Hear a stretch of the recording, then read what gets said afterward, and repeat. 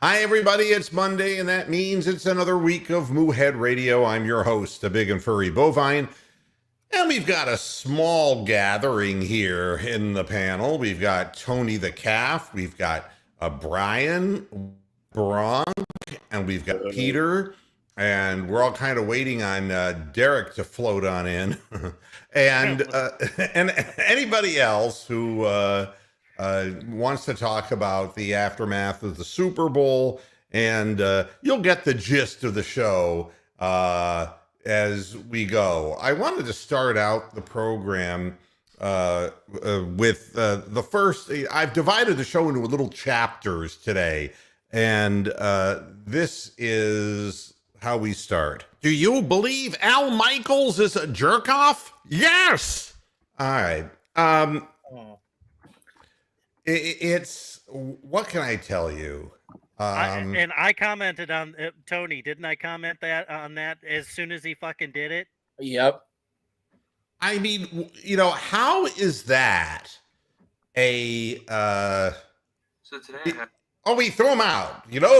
They threw him out of Cleveland and tossed him out into the streets, and he, lived his dream come true. Here's Derek. Hi, Derek. Welcome to the show. Welcome to my nightmare. Okay, I'm going to share a screen with you too, because this is a category on today's show, which is, do you believe Al Michaels is a jerk off? Yes. Okay, and it isn't just Al, although he can go fuck himself. It's the whole bunch of people, and this, I guess, falls into place. I have one. Before we go on, I really have one that I've been kind of saving up. So, and I have to say it out loud.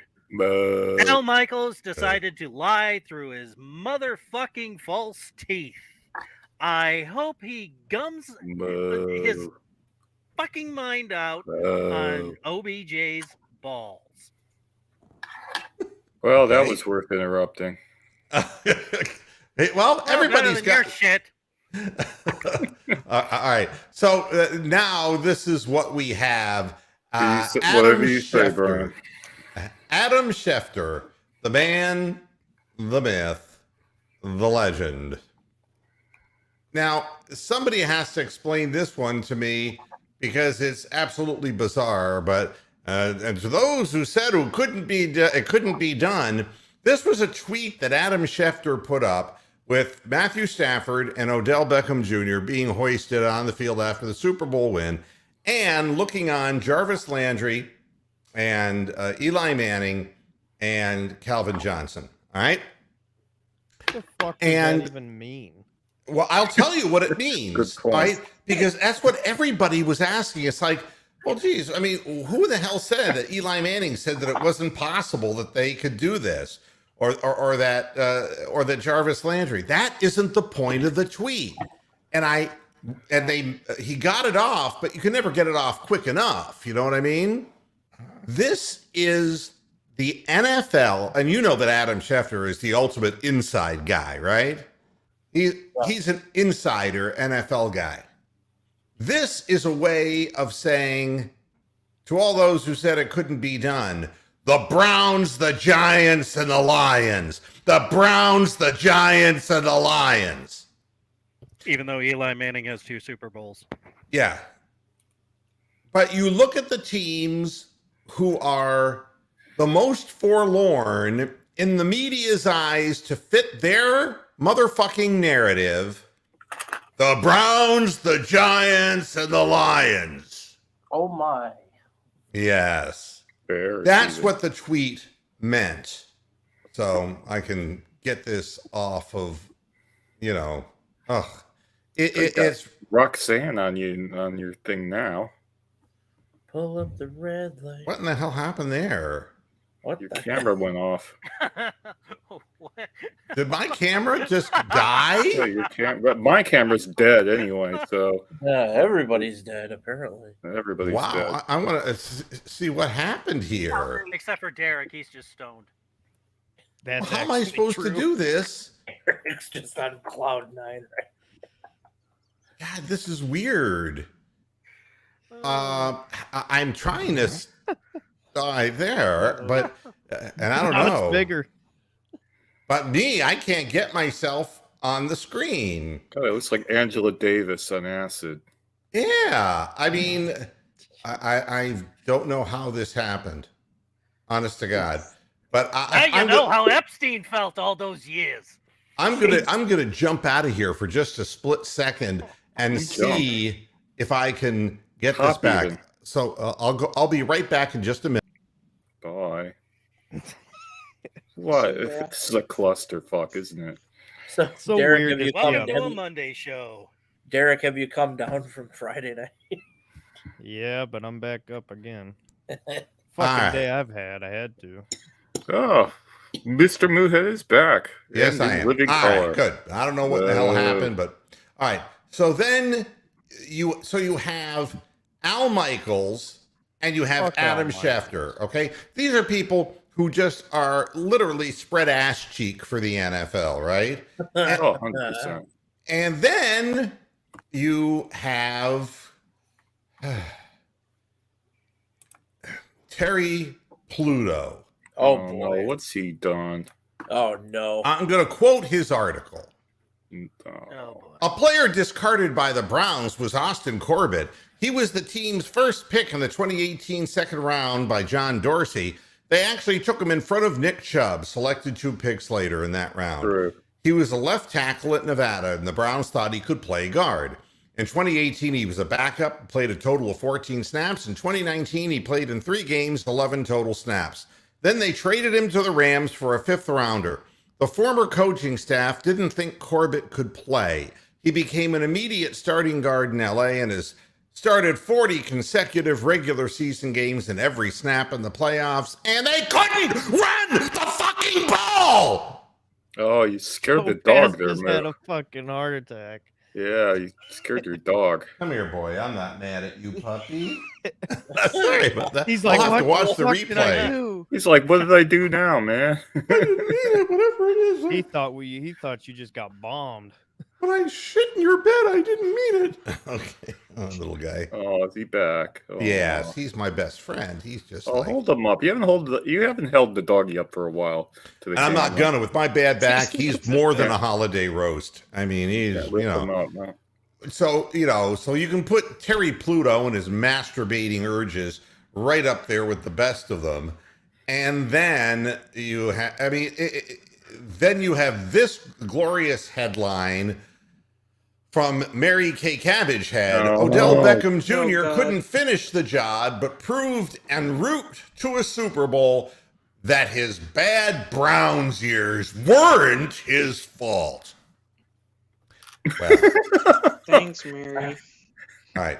Let me get this out of the Mary way. Kay's fault. Since when did OBJ win a Super Bowl? I thought the fucking Rams did. Am I the only one that doesn't know that? Yeah, And he didn't even finish the goddamn game. look, here's what I'm going to tell you. There are the greatest in what they do, and then there are people who rely on being notorious, all right? And they use social media platforms and publicity to trick people into thinking. You have Muhammad Ali, the greatest, okay? And then you have La Hoya, all right? And Oscar de La Hoya was a serviceable fighter who quit against fighters. I mean, he literally, he never beat a big name fighter. Every time he went into the ring with a big name, he actually would quit fighting. He was a bow wow, but he was, because, he was a golden boy in the Olympics, and because he claimed he had Hispanic in him, although the Hispanics preferred Julio Cesar Chavez because he was really Mexican. And it turned out that De La Hoya had to learn how to speak Spanish, how to speak Mexican. Seriously, I'm not kidding. He was a farce, a fake, all right? There are the greatest receivers who have ever played the game, and Odell Beckham's not one of them, all right? What he is a vastly talented and exciting guy who has the ability to get his feet down really well and make one-handed catches, and he's very gifted and very talented. But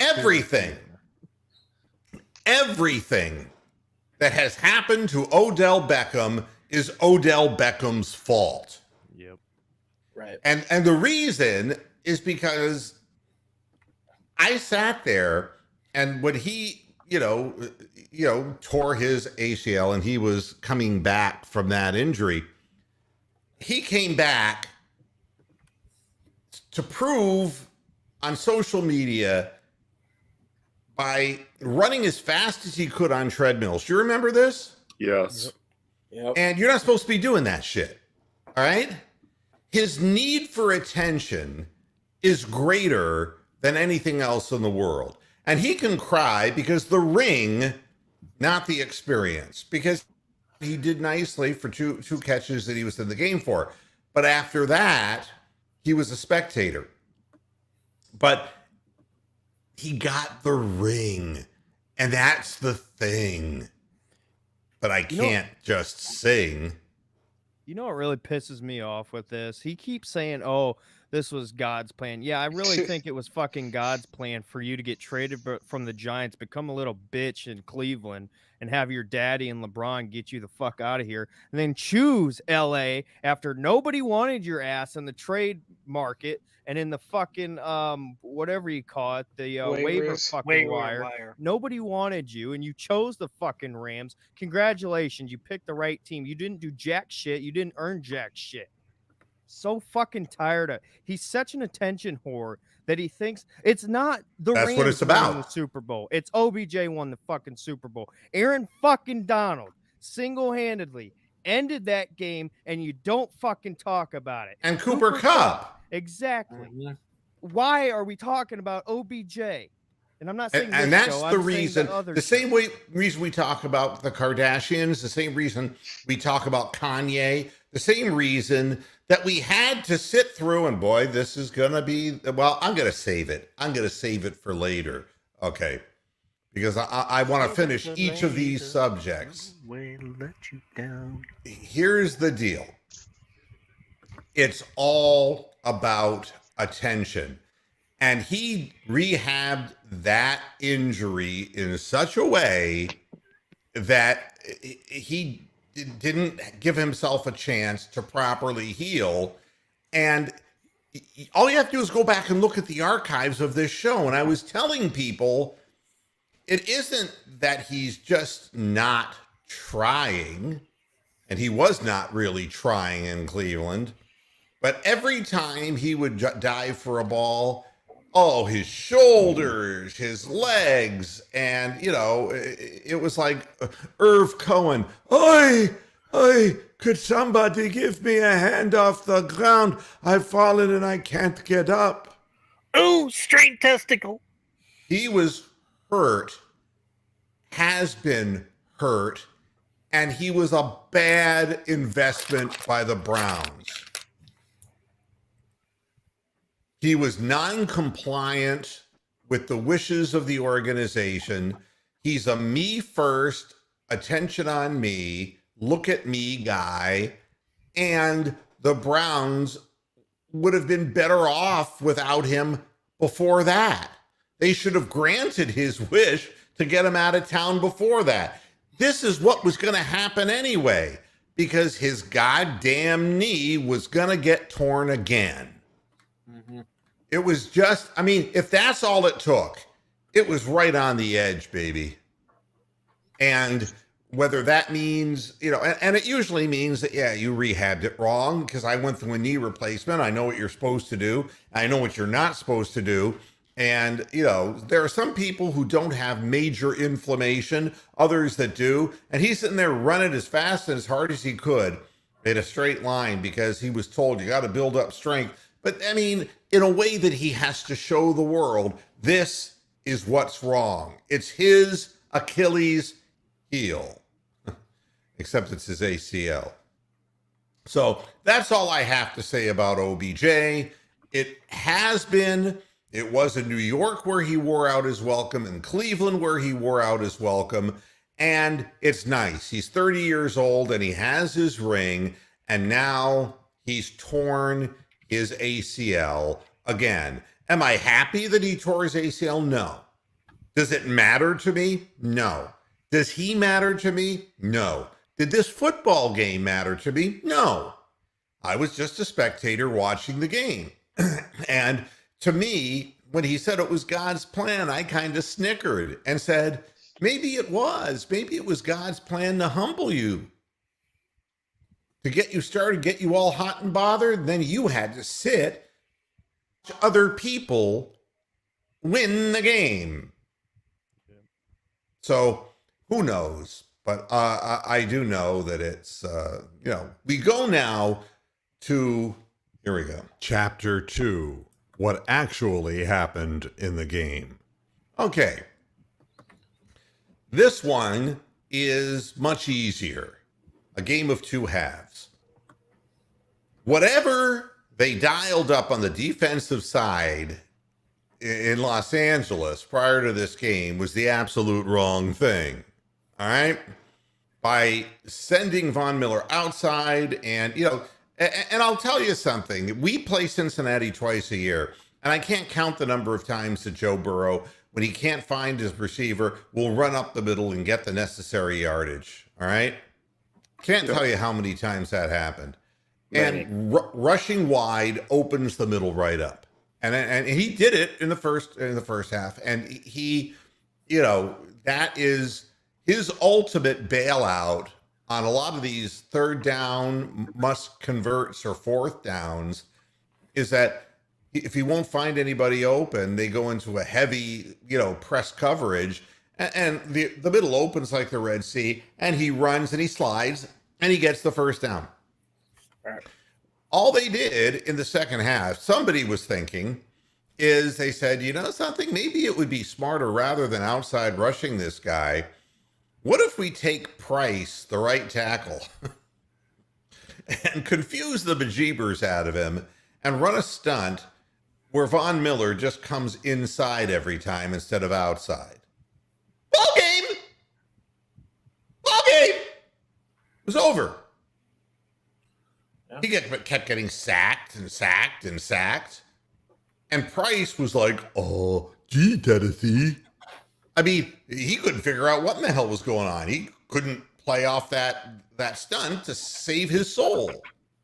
I think you need to explain it with John Madden's voice, what was going on that. Well, before, Von Miller was kind of lining up on the outside and kind of coming around from the outside. I'm dead, And then on the other side, you had a pass rush coming from the other side as well. But it was great and kind of like a big heart, like the beginning of the I Love Lucy show. Big heart. Heart.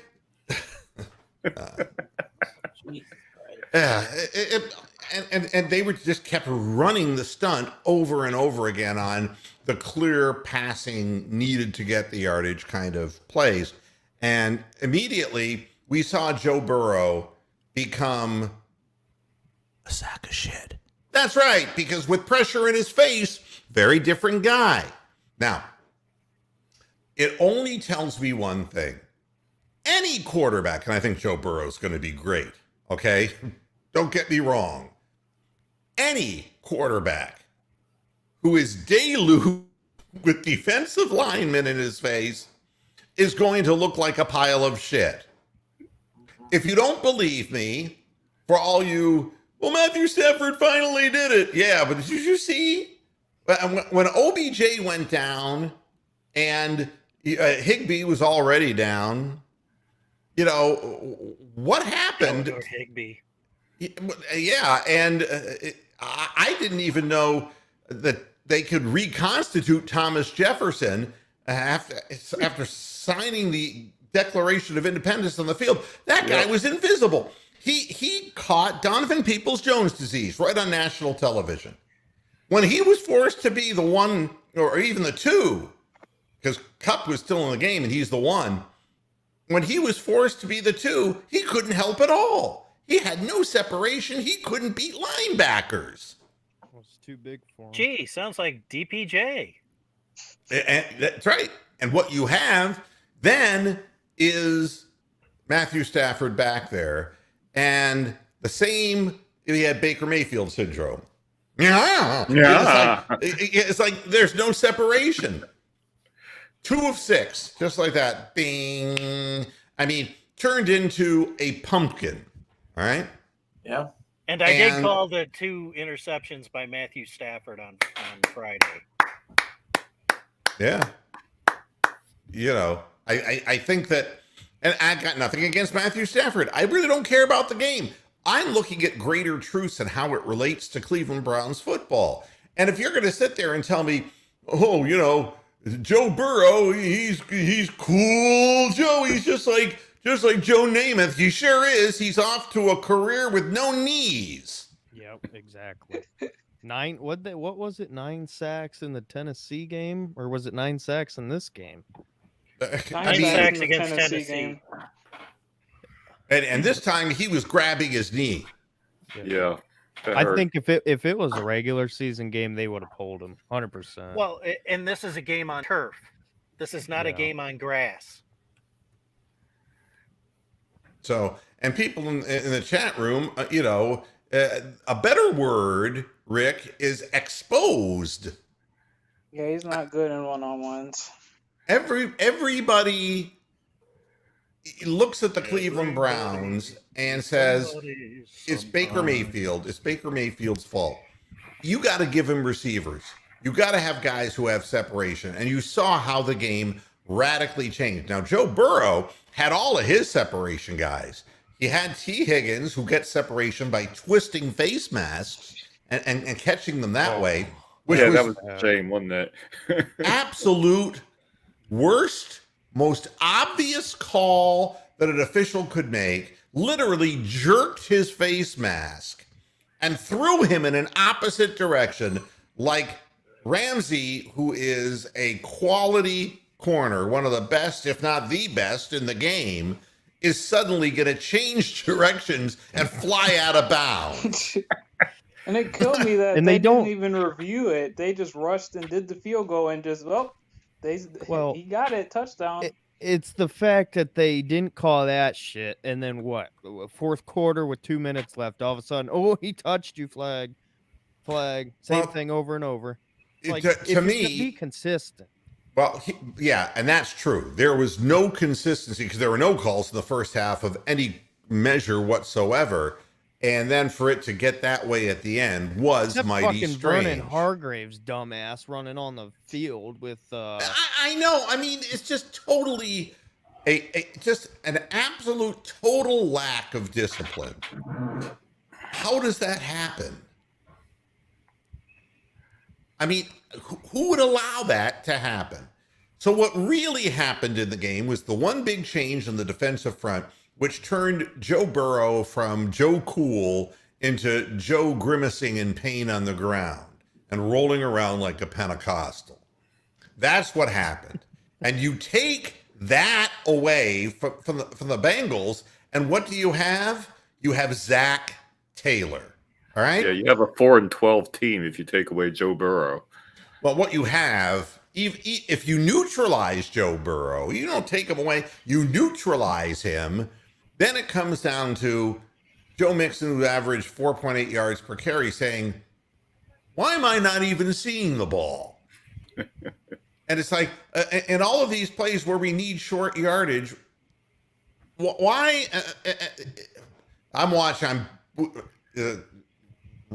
We're watching, Roxanne and I are watching Sex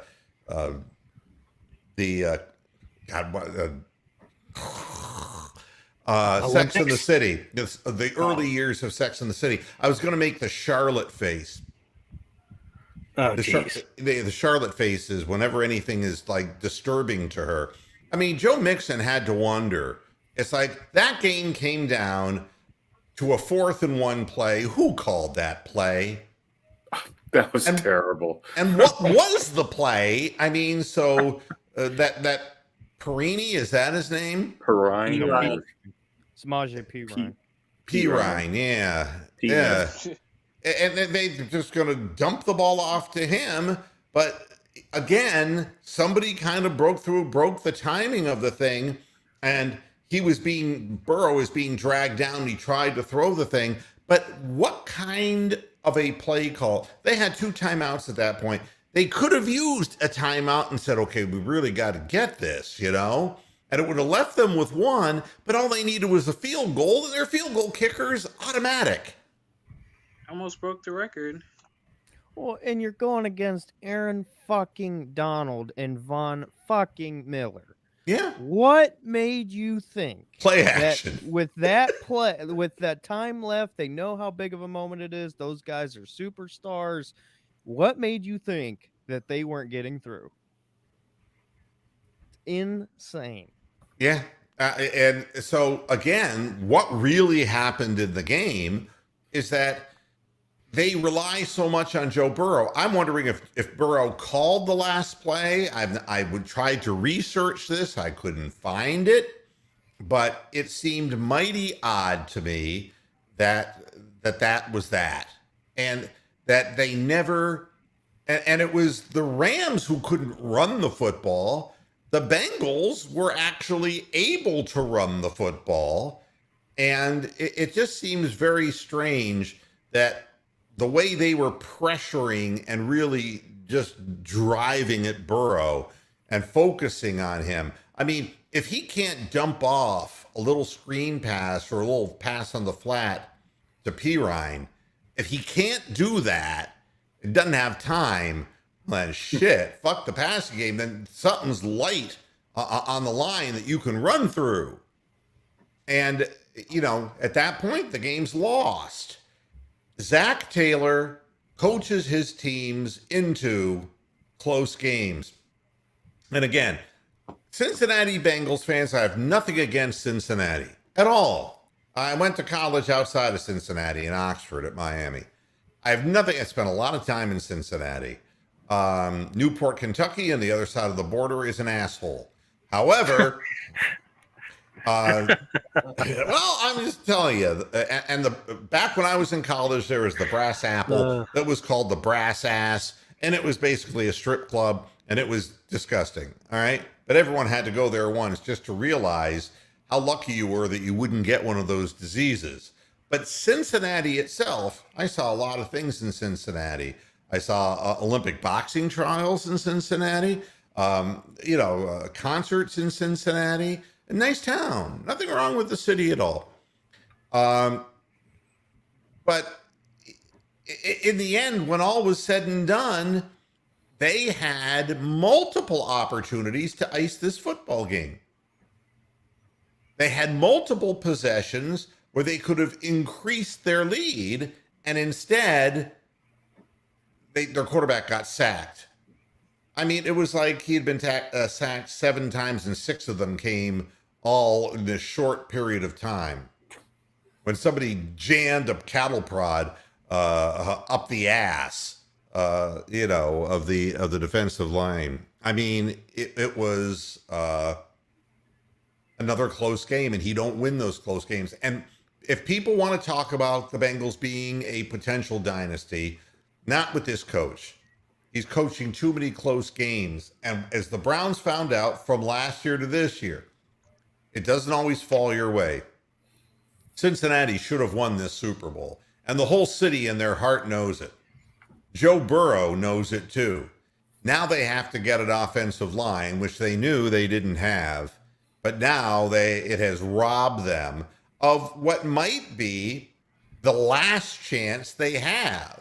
Because if they don't protect this quarterback, he will develop another knee injury. Just as sure as I'm sitting here, it will happen. They're going down the Andrew Luck route here. Yes.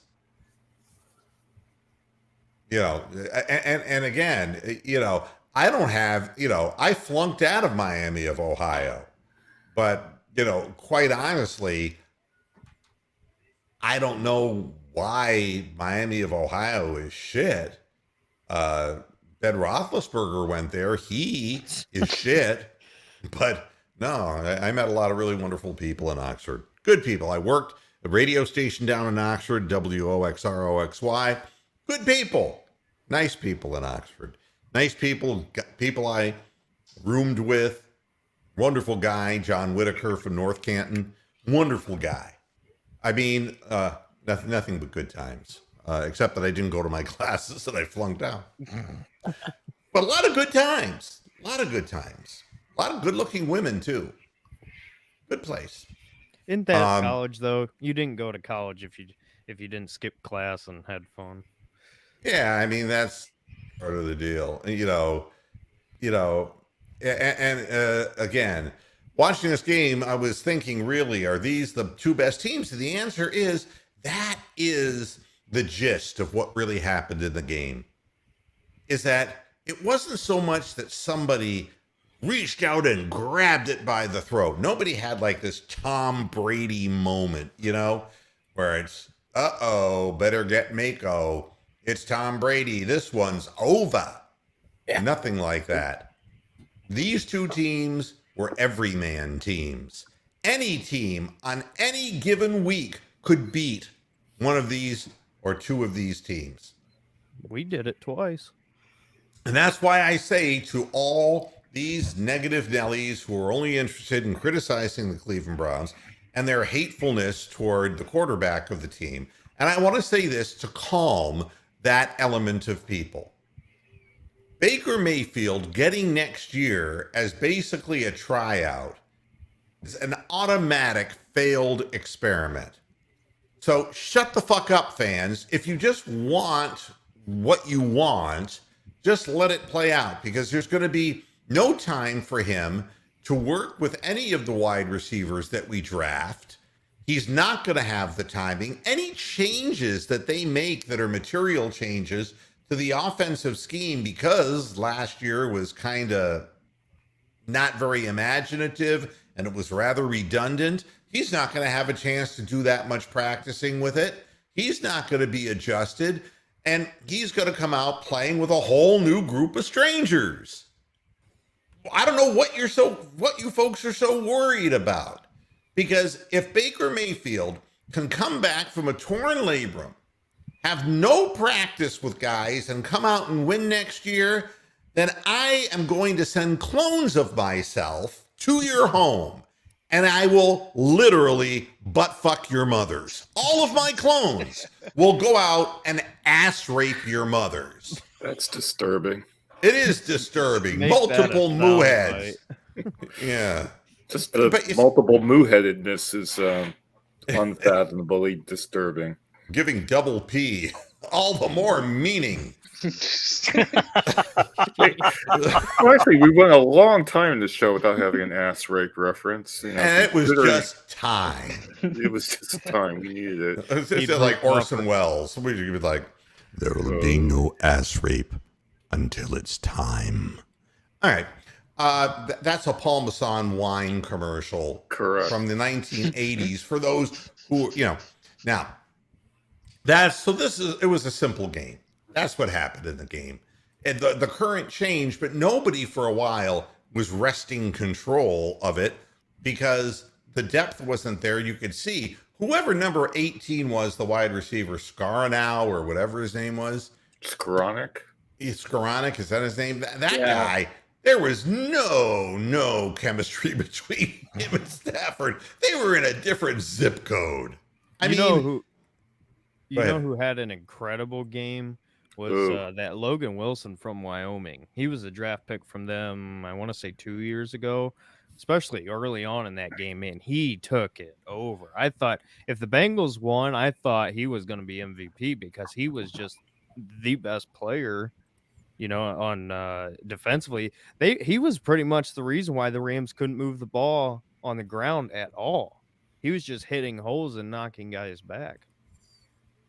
And Cam Akers rushing back from the Achilles, which he does not look like he's 100%. Well, he played fine the last game, so I'm not going to use that as an excuse. And so somebody has to win, somebody has to lose. The Rams won, congratulations. Mm-hmm. The Bengals lost, good try. And, see if you can get yourself back there. No different than any other football AFC team. champs. That's still big time accomplishment. The Cleveland Browns have to find their way back into the playoffs. And so do the Bengals. And so do the Rams. I mean, it is a grind of 17 games, 18 weeks. And the officiating decisions, I didn't make comment on the ones at the end of the game. I shall right now. They were grabbing and holding with their hands. They were. There was one that was absolutely obvious. Then there was the other one that was at Walker. Was that his name? Wilson. Wilson's was the touch and go, especially seeing that they didn't call anything in the first half. I'll tell you but the drilling of Cooper Kupp, though, that is what I want to talk about. I have a theory, and I'm going to ask every member of this panel if they think this is possible. All right? He goes into the end zone, makes that catch, and number 24, whoever the fuck he is, lays the wood to him right in the head and drops him like a sack of potatoes. Mm-hmm. I guarantee you he had a grade 2 concussion from that. Okay, now you're jumping the gun, but hold on. The next play, he catches the touchdown, right? What I found most interesting was that the camera found him with players surrounding him on the bench, and his head was down. And the first thing I said is, this guy's got a concussion. Nobody thought enough after that play and after that foul to have him forced off the field to check to see if he was having symptoms. They just left him in the game. All right. And I understand why the officials did that. But I honestly believe that Cooper Kupp had a concussion. And I guarantee you, he doesn't know what play they ran or ever catching the football or seeing the pass thrown to him. He would have no idea today. Having had a grade 3, I can tell you unequivocally that there are portions of that game he will never remember. And it would be interesting if they should ask him now. They should ask him questions. I'd be curious whether he could answer them. Go ahead, Derek. Well, listen to him after the game. That was the thing. I noticed that obviously he had a lot of emotion, but it seemed like he was really stumbling and just almost overthinking what he was trying to say. Yeah. I mean, I have no doubt that the guy had a concussion. So the whole thing, I mean, that was an uncalled for hit, and it should have taken precedent over everything else. But whatever. Well, and the Bengals got on that one. The Bengals got bailed out by a bad holding penalty by their offensive line. Yeah, and that was questionable.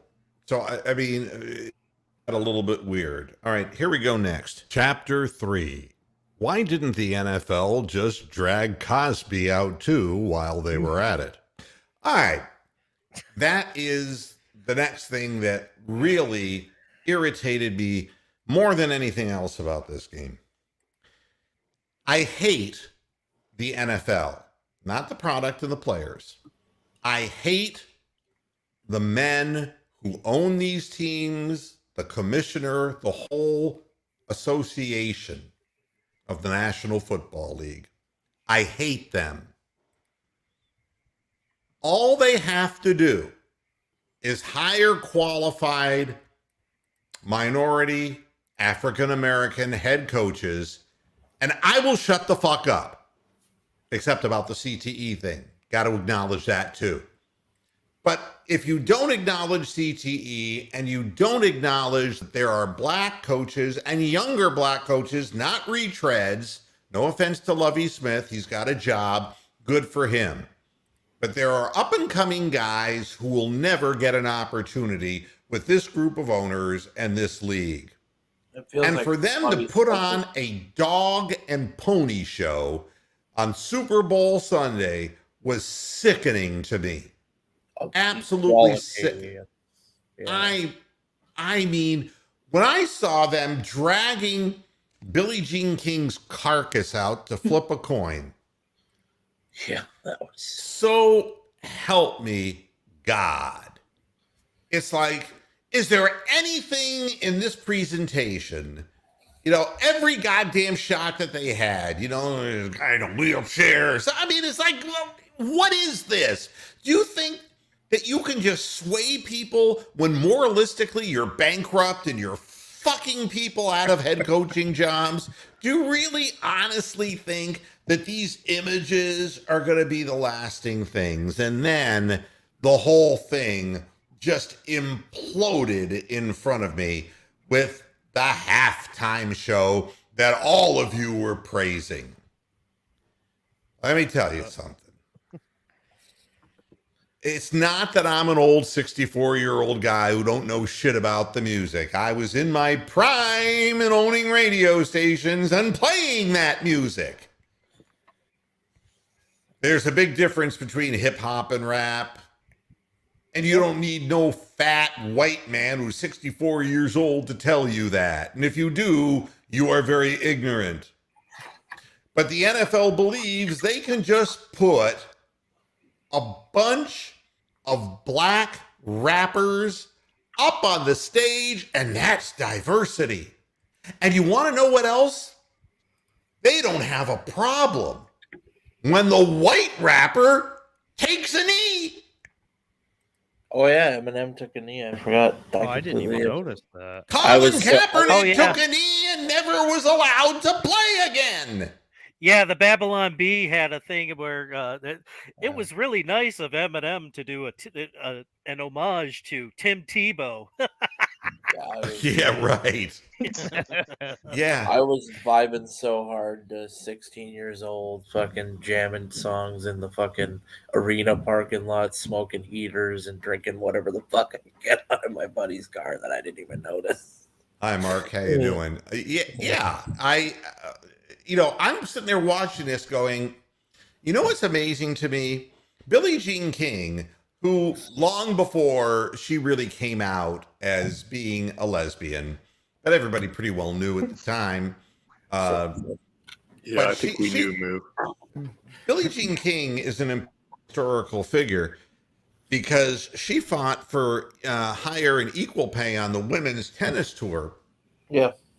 Long before the Equal Rights Amendment and all of that kind of shit went down in many of your consciousnesses, if that's a word. Billie Jean King was at the forefront of women getting fair pay for equal work. So she has more than just being gay. She was a pioneer for women's rights in athletics and in workplaces in general. It seems absolutely impossible to me that a misogynist like Snoop Dogg, I mean, this is what they're going to feature? Or how about Dr. Dre? Hey, Dr. Dre is only about 8 years younger than you are, Moo. Here is Dr. Dre. 57. I'll read from his wiki page. Dre has been accused of multiple incidents of violence against women. In January 27th of 91, at a music industry party at the Ponana Soup Club in Hollywood, Dr. Dre assaulted television host Dee Barnes of the Fox television program Pump It Up following an episode of the show. Barnes had interviewed NWA, whose name that it stands for, I'm not allowed to say, and neither is Joe Rogan. Okay? You can't say that. You can say NWA, but you can't say the first word of the name of the band. If you're white. With attitude? Yeah, well, you can. But you see, if I were to, and I don't have any aspirations like Joe Rogan to become the god of podcasting, but the bottom line is you cannot have it both ways. That's what they called their band, okay, which is fine. Then Barnes interviewed NWA, which was followed by an interview with Ice Cube, in which Cube mocked NWA. Barnes filed a $22.7 million lawsuit in response to the incident, and Dre was subsequently fined $2,500, given 2 years probation, ordered to undergo 240 hours of community service. But you see, that's not all, folks. In 2015, the mother of one of Dre's children accused him of subjecting her to domestic violence during their time together, but did not initiate legal action. Their abusive relationship is portrayed in her biopic, Surviving Compton. Dre Suge Knight, and Michelle. Yep. All right. So, this is interviewed by Ben Westhoff, the book Original Gangsters, the untold story of Dr. Dre, Eazy-E, and Ice Cube, Tupac Shakur, and the birth of West Coast rap. Lisa Johnson stated that Dre beat her many times while she was pregnant, and she was granted a restraining order against him. I could go on, because this is the longest part of this guy's wiki. I'm very shocked we didn't get a fucking Tupac fucking hologram. Yeah. I think it was too light out. Yeah. But I'm sitting there watching people praise this halftime show, and it's a dog and pony show.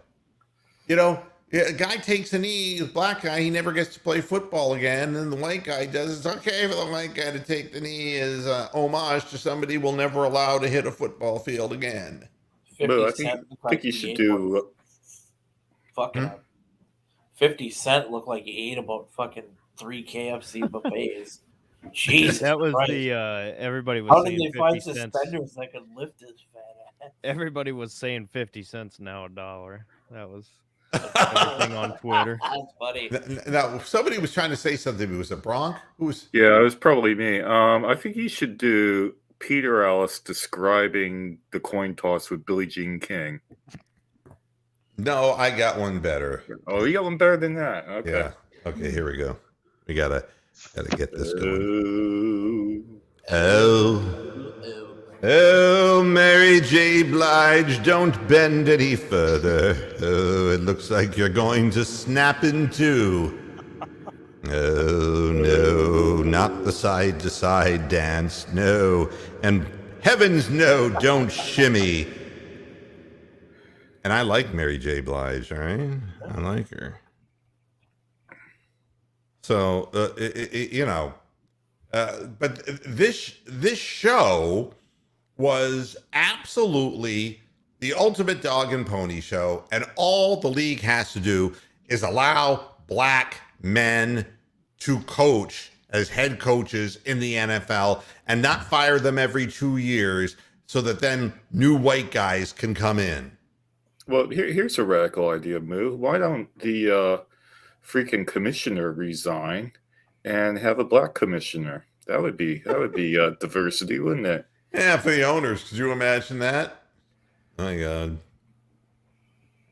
But so that right off the bat just turned me off so much that we'll move to this. Oh, chapter 4. How come I'm not hearing anything about Mattress Mac now? Okay. Oh, I forgot. Yeah, they want you to forget. But cows. Wow. Gotta pull on the money. And occasionally horses.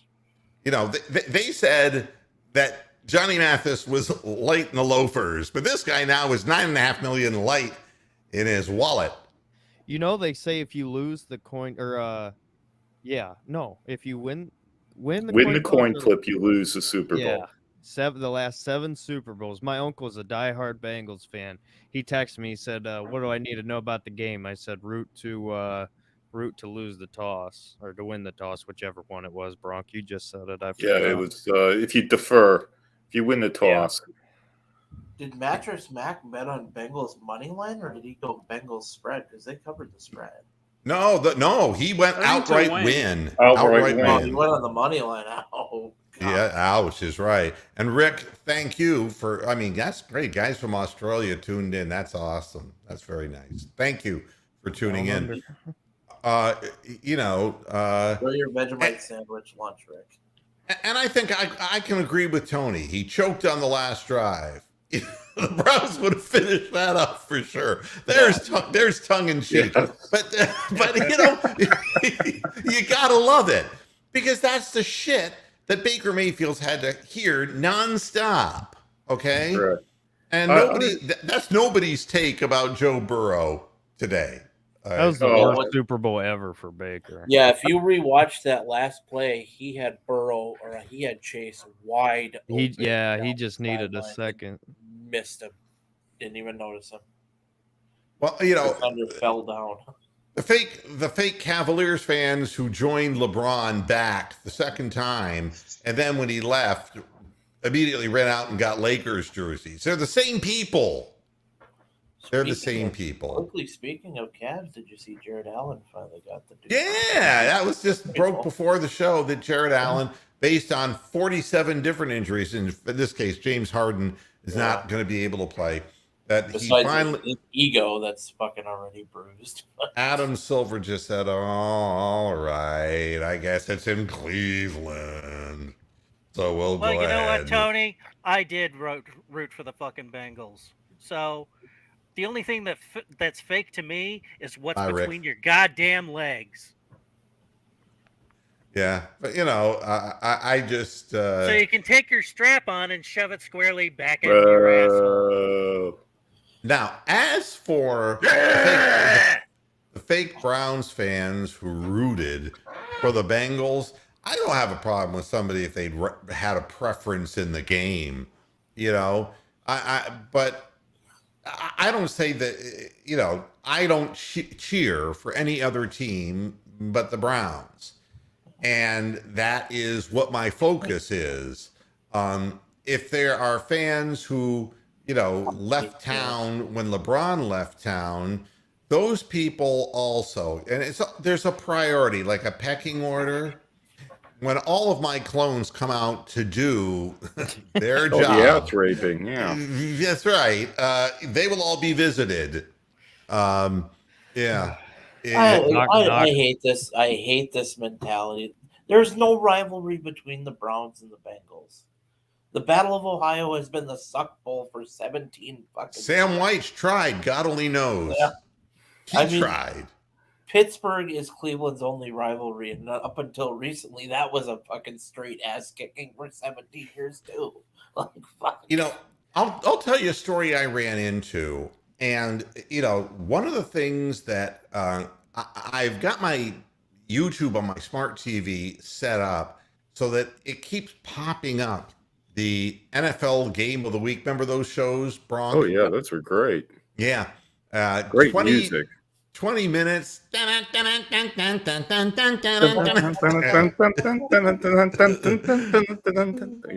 Yeah. And they're all the Browns. Like, and I'm watching the Browns games 71, 72. And that was Bill Nelson, right? Bill Nelson. Yeah, and then with Mike Phipps. Then Mike Phipps, you know, and then it was 73, 74, which was Phipps, and then the beginning of Brian Sipe, which I really haven't quite gotten to yet, but because they're not in any order, they just kind of randomly throw them up. And Forrest Gregg had him in and out of the goddamn lineup like a yo-yo. And there was a game that the Bengals beat the Browns, and it was because of a wide receiver that Bronk will remember, and that was Isaac Curtis. Isaac Curtis, yes. Yeah, and Isaac Curtis was blazing fast. Oh, and that was the year we passed on him and got Steve Holden instead. Yeah. Exactly. So Steve Holden, it's almost inconceivable that he was only in the league for like 4 years, and his fourth year was in Cincinnati, where he didn't even come out on the field and play. His 3 years in Cleveland were an absolute abysmal bust. Mike Phipps was also a guy who ended up in Chicago, and along with Evans. Yeah, what I want you to do is to stop and think. The trade of Mike Phipps, what did we derive for Mike Phipps? All I know is we gave up Paul fucking Warfield to get him, but when we traded him off to the Bears, we got a draft pick. Ooh. Who did that draft pick might be become? Doug Deacon or somebody. That's not a bad guess, but it's not right. No, Doug was already on the team then. That's right. No guesses? Yeah, Brian guess. Probably oh shit. The linebacker number 50. Oh. Dick Ambrose? I Nope. googled it. Yeah. Ozzie Newsome. Yep. Ozzie Newsome. I mean, so anybody who wants to say anything bad about Mike Phipps, it's like, hell no. I'll take 2.5 years of Mike Phipps for Ozzie Newsome every time. Every time. Twice on Sunday. So there was another guy who I was not aware of. He was an offensive lineman that the Browns had drafted very high, named Bob McKay. Yeah, from Texas. He was a tackle. And he was involved in an incident that you can maybe, if you're ingenious in searching the internet, you can pull up a little short video where Bob McKay was kicked in the groin multiple times by Mean Joe Green. People, ask, where does my hatred for the Steelers come from? And there have been so many incidents between Jack Lambert back in the 70s, then Mean Joe Green. And it was terrible because the guy who knocked Mean Joe Green on his ass was De Leon, our guard, who was our guy on our offensive line, who was a great player. Bob McKay, after that incident, it was kind of like Luke Whitty, if you remember, from Ohio State. Oh, and the Minnesota Gophers. Yeah, right. The Behagan Stomp. Yeah. That Luke Whitty was never the same guy afterwards. Neither was Bob McKay. He went to a second team, was out of the league, and that was the end of him. They said that he could not really gather the will to play the game anymore.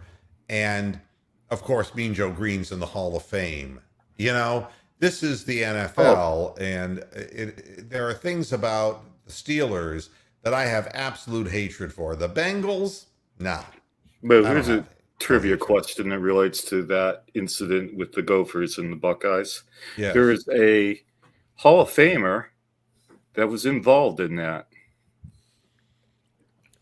Let's stop and think here. A Hall of Famer. A Hall of Famer. I'll give you a clue. It's not a basketball Hall of Famer. Was involved in that. Dave Winfield was on the Minnesota Golden Gophers basketball team and was involved in that fight. Fucking Winfield. Holy shit! I didn't know that. He was actually punching, and he should have gotten the same sort of ban that Cohagen and Taylor got, but he ended up in the Baseball Hall of Fame. So fuck you, Dave Winfield. Drafted by the Padres. So I got one more thing before the show ends. Can we get the Hornets? Good. I was gonna ask, can we get the Hornets announcer announcing Aaron Donald on that final play? The Hornets guys. Oh my god, that guy is I was flipping the channels on fucking Saturday, and he was doing the fucking broadcast of North Carolina State. I'm sorry. Basketball. And I only had it on for a couple of brief seconds, but this dude was like referencing JJ Hickson, like random ass fucking geez, I haven't seen that since the days of JJ Hickson. And I'm like, wow. Glorious fucking days. I mean, I can't imagine that guy doing the critical moment of Aaron Donald getting to the, he's like Gus Johnson on heroin. Yeah. Yeah. And baby! It's like, just wheel them off the field! Wheel them, they're garbage! They're garbage! Yeah, it's like, LaMelo Ball hits a 3 to bring the Hornets within 10 points. Oh, baby! Yeah. Family members of Bill Willis and Marion Motley, two legendary Browns alumni and Pro Football Hall of Famers, were among the first African Americans to reintegrate the then segregated ranks of pro football in the 1940s. So they trotted out these guys, okay? And honestly, if they'd have dressed them up a little bit better and shaved them up, they could have gone on the halftime show. I'll tell you what, the guys they trotted out for Super Bowl I, the Packer guy and the Chiefs guy, I can't remember his name, but are they the only guys left on those teams still alive? because that's what it Yeah. looked like. It was such an obvious, overt attempt to just kind of, and nobody should buy this crap. You do what you're supposed to do. And this is about opportunity. This is not about the Democratic Party putting up a young girl poet laureate so she can have her 15 minutes of fame. This is not what this is. This is just doing what's right. And there's nothing hard about doing what's right, except if you have to cross the lines of your own bigotry. And it's disturbing to me. Just disturbing. So, at any rate, hey, what did you think about that? I know it's completely off topic, but it was just so genius to me. That crypto ad commercial where they just put up the square, whatever the you QR call it. code. Yeah. Because everybody was like, "What the hell is that?" And then they clicked it. Sorry to interrupt. You know what I just found thought that was interesting? genius marketing. Yeah, to me, the whole cryptocurrency thing and all, they're intentionally. Why would they spend $7 million on an ad in the Super Bowl? Tony, you have the answer to this. You have to. What the fuck? What makes you think I would have the answer? I'll tell you why. Because they know that where NFL fans are, there's gambling. Yeah. Oh, okay, yeah. And a lot more gambling ads. So, Makes a lot of sense that cryptocurrency, folks, virtual currency, that it goes up and down in value, and why don't you read who's behind this and who's making the money and who's going to lose the money? The house always wins, okay? I don't need to tell you folks that, but I found it really incredible. That's what they were doing. Also true with the Federal Reserve. Yeah, and they can fuck all of us. Well, we're already fucked, but be that as it may, I found they can come along with a Spaceball 1 and suck, and all of our bank accounts are just vaporized. Well, mine is anyway, so I don't give a fuck. Yeah, but I thought it was interesting. Well, you're eating yours. That's the perfect, absolute audience for cryptocurrency. Made all the sense in the world to me. But it's interesting that you take note of that commercial because... well, I just thought it was smart because what's the first thing you do? Oh, shit, is my TV broke? What the hell is this on my screen? Why does this keep bouncing up and down? And then, of course, you get people who are like, well, what ad is this? And then you go to your phone, you click on it. Oh, it's a QR code. Mm-hmm. I just thought it was smart. That's all. Yeah, I mean, look, there are a lot of people who are ingenious with their marketing.